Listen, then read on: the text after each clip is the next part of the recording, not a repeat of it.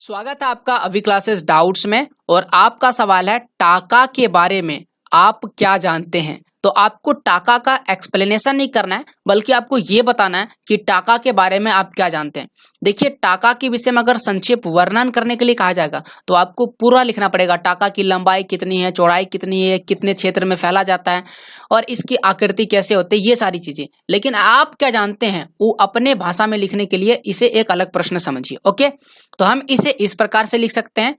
टाका राजस्थान के शुष्क और अर्ध शुष्क प्रदेशों में लगभग सभी घरों में पानी एकत्रित करने के लिए एक परंपरागत टैंक है और इसी टैंक को हम टाका कहते हैं। तो इस तरह से टाके के बारे में लिख दिए। ये टाका एक बड़े कमरे के समान होता है। जितना बड़ा कमरा में हम लोग रहते हैं उतना बड़ा होता है। यह विकसित छत वर्षा जल संग्रहण की एक प्रणाली का हिस्सा है। यानी कि ये आज के जमाने के छत वर्षा जल संग्रहण का एक बहुत ही महत्वपूर्ण प्रणाली है। ये टैंक मकान के या तो आंगन में बना होता है या तो मकान के पिछवाड़े यानी कि मकान के पीछे बनाया जाता है। जिस प्रकार से एक टंकी धरती के अंदर बनाया जाता है, ओके ना, एक टंकी बनाया जाता है जो घर के जितना बड़ा कमरा होता है उतना बड़ा ही नीचे एक टंकी बना होता है और इसके ऊपर फिर अपना एक क्या होता है, मकान बना हुआ रहता है, यानी कि घर बना हुआ रहता है।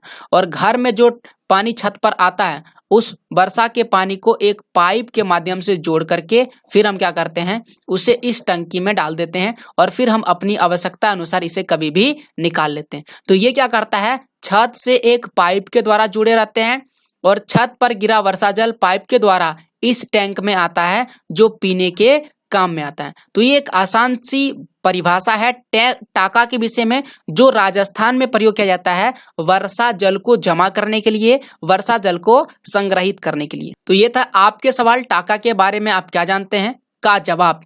आप ऐसे ही सवाल, जिन सवालों में आपको डाउट्स है उन सवालों को कमेंट जरूर कीजिएगा। मिलते हैं आपसे अगले वीडियो में। वीडियो देखने के लिए थैंक यू।